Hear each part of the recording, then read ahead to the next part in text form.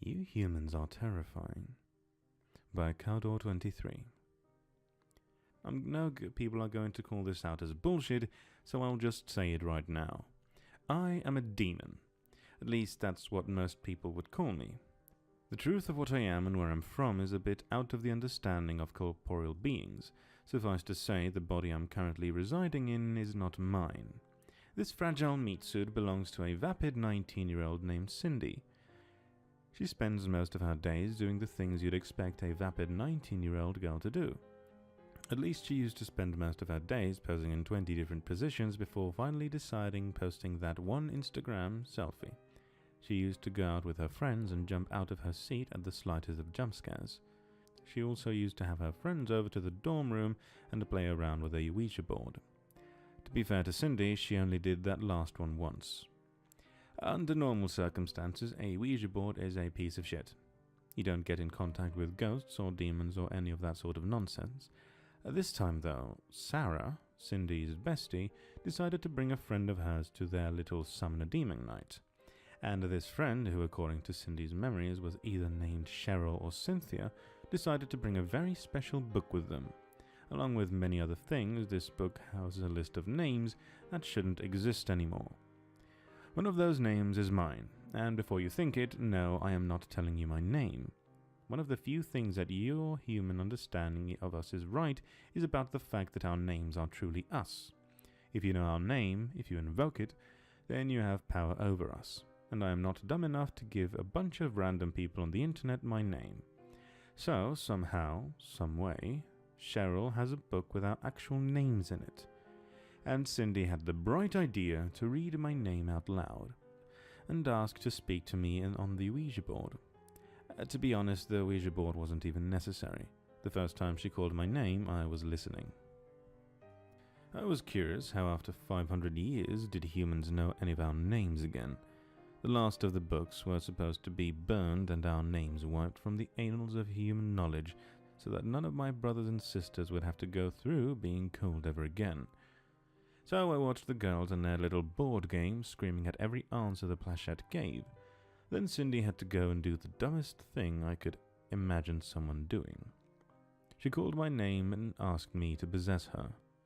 From my perspective, I understand her idiocy. She doesn't actually believe in anything paranormal. She just thinks it's fun to be scared. That is nothing I will never understand about humanity. You spent the entirety of your existence fighting the things that made you scared. Before you even had a written language, you slaughtered the last of the mammoths because their visages frightened you. You took one of the creatures most like you, a pack animal capable of hunting anything to exhaustion, and you turned them into your toy poodles and pugs. Even now you conquer the greatest ravages of man, the killers too small to see, and then turn them into footnotes in your history books. There is a reason my siblings tried to wipe our names from the world. You frighten us. Humanity is terrifying. The words you speak from an organ of flesh and sinew bind us and control us. Yes, you. To you, we are terrifying. Ethereal beings of unlimited power, immortal keepers of knowledge that you beings would never grasp.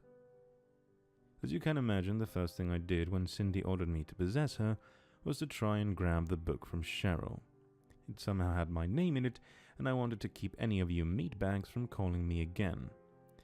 Cindy's limited perspective unfortunately gave Cheryl enough time to grab the book before I could. She knew I was coming. She knew the first thing I would do is to try and grab the book from her. Cheryl knew who I was, what I was, and she knew what I wanted. The girl was more than a vapid teenager seeking a stupid thrill. This girl knew exactly what she was doing. This only motivated me to grab the book more, because the only thing scarier than a stupid human who doesn't know what they are doing is a human who knows exactly what they are doing. So I grabbed her by her dumbass black-dyed hair and tried to grab the book from her again. That bitch though, that bitch Sarah grabbed my arms and pulled me back from the only thing I wanted.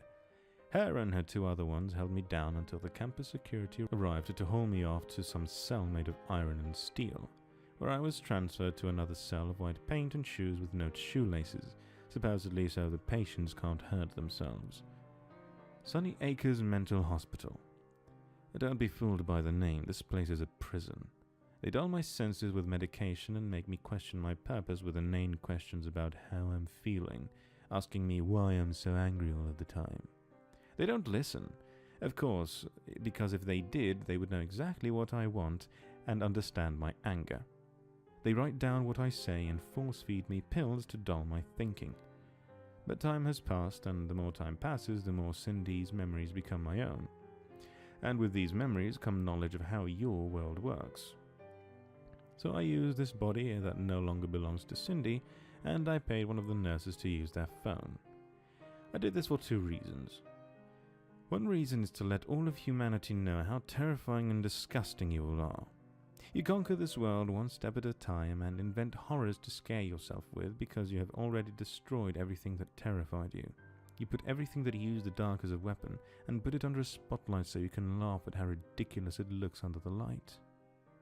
The second reason is because I want Cheryl to know this.